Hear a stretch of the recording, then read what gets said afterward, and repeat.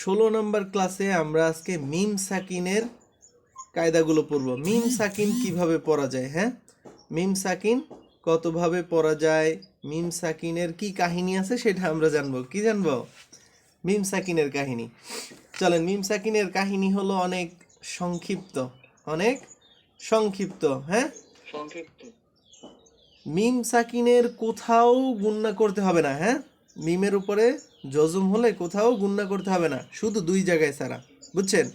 যদি মিম সাকিনের পরে মিম আসে আর যদি মিম সাকিনের পরে বা আসে তাহলে গুণনা করতে হবে, এছাড়া আর কোথাও গুণনা করতে হবে না। বুঝছেন? ছোট নিয়ম না, এটাই আজকের পড়া। মিম সাকিনে শুধু দুই জায়গায় গুণনা করতে হয়, আর কোথাও গুণনা করতে হয় না। বুঝছেন? আয় বলে না কেন আলমগীর সাহেব?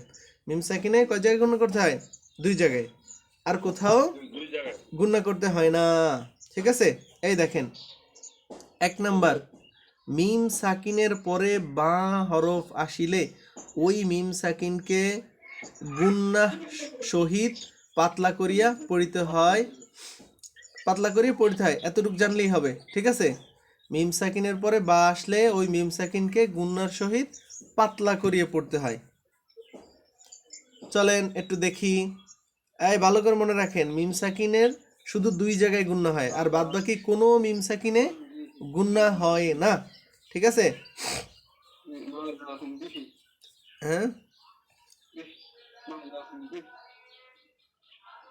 এই যে শোনেন, এই যে একটা মিম সাকিন দেখছেন, মিম সাকিন, এরপরে এই যে বা আসছে। আলমগীর সাহেব পড়া যাবে না, আমারটা শুনেন শুধু। এই মিম সাকিনের পরে বা আসছে, তাহলে এই জায়গায় মিমে গুণনা করতে হবে। হ্যাঁ, তবে একটা কথা আছে, এই গুণনাটা কিভাবে করতে হবে? এই গুণনাটা করতে হবে ঠোঁটের দিয়া, ঠোঁট দিয়া, নাকের ভিতর দিয়ে না। দুই ঠোঁট কাছাকাছি নিবেন কিন্তু লাগাবেন না। দুই ঠোঁট কাছাকাছি নিবেন কিন্তু লাগাবেন না, সেই অবস্থায় গুণনা করবেন। চলেন পড়ে আসি। মিম আলিফ জবর মা, শোনেন, মিম আলিফ জবর মা, লাম জবর লা, মালা, মালা, হামিম পেশ, হামিম পেশ। এই যে গুণনা করব, মিমে গুণনা করব, কারণ মিমের পরে এই যে বা আসছে, তাহলে হুম। হ্যাঁ, দুই ঠোঁট কাছাকাছি নিয়ে আসবেন কিন্তু লাগতে দিবেন না। এবার গুণনা করেন, হুম। হ্যাঁ, মালাহুম। হ্যাঁ, সবাই খেয়াল করেন, দুই ঠোঁট কাছাকাছি নিয়ে আসবেন কিন্তু মিলাবেন না। মালাহুম। হ্যাঁ, মালাহুম বিহ, মালাহুম বিহ। এরপরে এই দেখেন, মিম সাকিন হয়েছে, তারপরে বা আসছে, তার মানে এবার মিম সাকিনে গুণনা হবে। প্রথম কথা কি বলছিলাম? কোনো মিম সাকিনে গুণনা হয় না। ঠিক আছে? শুধুমাত্র দুই জায়গায় ব্যতীত, যদি মিম সাকিনের পরে বা আসে আর মিম সাকিনের পরে মিম আসে। ঠিক আছে? তা আমরা বা এর নিয়মটা পড়তেছি, মিম আসলে আবার একটু অন্যরকম। ঠিক আছে? তাহলে ইয়া আইন জবর ইয়া, তা জবর তা, ইয়া আতা, সদ জের সি, ইয়া আতা সি, না সদ মিম জের সি। হ্যাঁ, এই যে মিমটাকে কিভাবে পড়ব? গুণনাটা করব দুই ঠোঁট কাছাকাছি নিয়ে, ইয়া আতা সি। হ্যাঁ, সি। হ্যাঁ, এরপরে বা লামজের বিল, লাম খাড়া জবর লা, হাজের হি, ইয়া আতাসিম বিল্লাহি। আচ্ছা, এই আল্লাহ, হ্যাঁ, এটা তো বুঝছেন না? এটা বুঝছেন? আচ্ছা, আল্লাহ নিয়ে আরেকদিন বলবো, আল্লাহ শব্দটা কিভাবে পড়তে হয়। আল্লাহ শব্দের আগে সংক্ষেপে বলে দিই, সেটা হলো আল্লাহ শব্দের, এই যে আল্লাহ শব্দের তাসদিদের আগে যদি জের থাকে তাহলে লা পড়তে হয়, আর যদি জবর এবং পেশ থাকে তাহলে ল পড়তে হয়। বুঝছেন? আচ্ছা, আর একটা শব্দ আছে, পড়ে ফেলেই। এই যে হামজা নুন জের ইন, অজীব গুণ হয়েছে না, নুনে তাসদিদ হয়েছে, ইন, নুন জবর না, ইন না, র বা জবর রব, বা জবর বা, রব বা। এই যে হামিম পেশ হুম, এখানে গুণনা করব কিনা, এই যে পরে বা আসছে, তার মানে গুণনা করব। কিভাবে করব? দুই ঠোঁট কাছাকাছি নিয়ে। তাহলে রব্বা হুম, বাজের বি, রব্বা হুম বি, হামিম জের হিম, রব্বা হুম বিহিম। এই গেল। তাহলে নুন মিম সাকিনের দুইটা কাহিনী, একটা শেষ হইলো, মিম সাকিনের পরে যদি বা আসে তাহলে মিম সাকিনে গুণনা করতে হবে, কিন্তু দুই ঠোঁট কাছাকাছি নিয়ে। এরপরে হইলো আর একটা কাহিনী, এই যে মিম সাকিনের পরের হরফে মিম আসিলে, মিম সাকিনের পরে মিম হরফ আসিলে ওই মিম সাকিনকে গুণনার সহিত মিলাইয়া পড়িতে হয়। ঠিক আছে, এতটুকু আমাদের জানার ব্যাপার। গুণনার সহিত মিলাই পড়তে হয়, কেমনে পড়তে হয় সেটা আমরা পড়বো। হ্যাঁ, তাহলে কি পড়লাম, মিম সাকিনের পরে যদি আবার একটা মিম আসে, হ্যাঁ, তাহলে ওই মিম সাকিনেও গুণনা হয়, তবে গুণনাটা হলো দ্বিতীয় মিমে মিলাইয়া। এই যে দেখেন, এখানে দেখেন এই একটা মিম সাকিন আসছে, হ্যাঁ, তারপরে আর একটা মিম আসছে।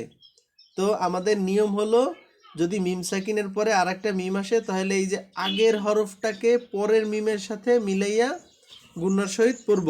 ঠিক আছে, বুঝছেন বুঝছেন?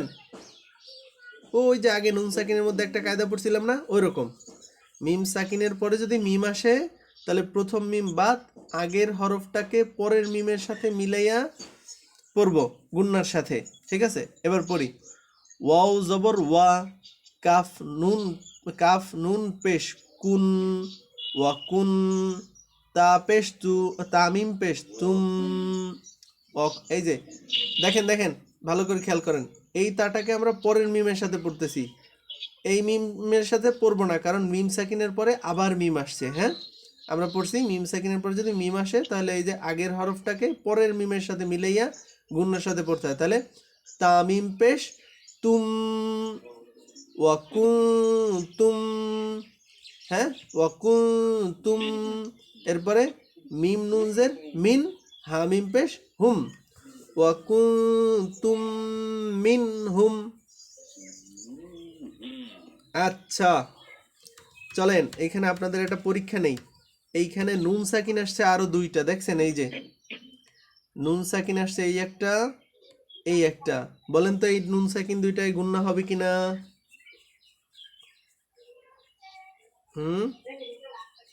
মামুন সাহেব, গাফফার সাহেব বলতে পারেন?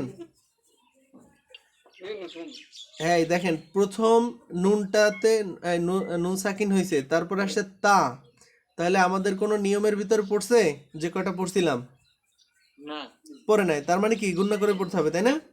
তাহলে ওয়াকুন ওয়াকুন গুণনা করতে হবে।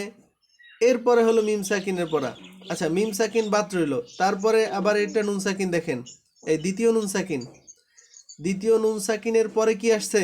হ্যাঁ, তাহলে বলেন তো গুণনা হবে না হবে না? গুণনা হবে না, কারণ ওই যে আমরা পড়ছিলাম না হামজা হা, হামজা হা আইন হা গইন খ, তাহলে এখানে হা আসছে। হ্যাঁ হ্যাঁ, তাহলে এই যে হা আসছে, তার মানে নুন সাকিনে গুণনা হবে না, তাহলে মিম নুনজের মিন, হা মিম পেশ হুম, মিন হুম।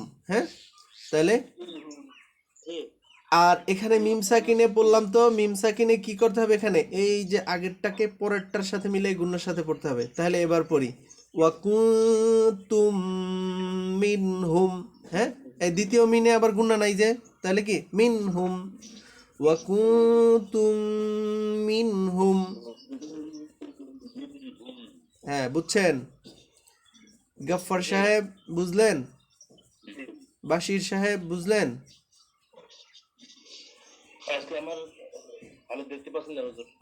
আলমগীর সাহেব বুঝছে?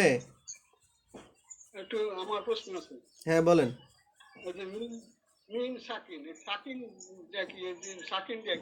সাকিন এই যে যজমলা মিমকে মিম সাকিন বলে।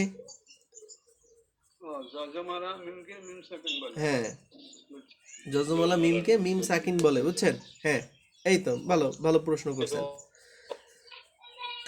ওয়াকুন্তুম মিনহুম, এরপর লাস্টে দেখেন এই যে আবার একটা মিম সাকিন হয়েছে, তাই না? এই মিমে কি গুণনা হবে? গুণনা হবে না, কারণ কি? কারণ হইল আমরা পড়ছিলাম যে মিম সাকিনে কোথাও গুণনা হয় না, শুধু দুই জায়গা ছাড়া, যদি মিম সাকিনের পরে বা আসে অথবা মিম আসে তাহলে গুণনা করব। ঠিক আছে, তো এখানে তো কিছুই আসে নাই, তাহলে আমরা কিছু করব না, গুণনা নেই। হ্যাঁ, ওয়াকুন্তুম মিনহুম, হ্যাঁ এই তো। এরপরে আরেকটা শব্দ পড়ি, খ জবর খ, লাম কব জবর লাক, খলাক, নুন খাড়া জবর না, খলাক না। এরপরে হামিম পেশ আসছে, এই যে মিমে সাকিন আসছে। এবার আমরা গুণনা করব কিনা সেটা দেখার জন্য এই যে পরের মিম দেখতে গেলাম, পরে আর একটা মিম আছে, তাই না? তাহলে আমরা কি করব? হ্যাঁ, মিম সাকিনের পরে মিম আসছে, তাহলে আমরা এই মিমটাকে বাদ দিয়া ওই যে পরের মিমটার সাথে মিলাইয়া গুণনা করে পড়বো, তাই না? হামিম পেশ হুম, ঠিক আছে? ওয়াকুনতুম মিনহুম, হ্যাঁ, বুঝছেন?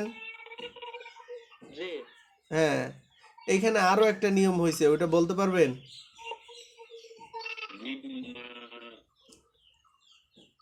হ্যাঁ, এই এই যে প্রথম মিমে ওইটা হয়েছে, ওয়াজিব গুণনা হয়েছে। এই যে মিমে তাসদিদ হয়েছে এই যে হরকতের পরে, তাহলে হুম।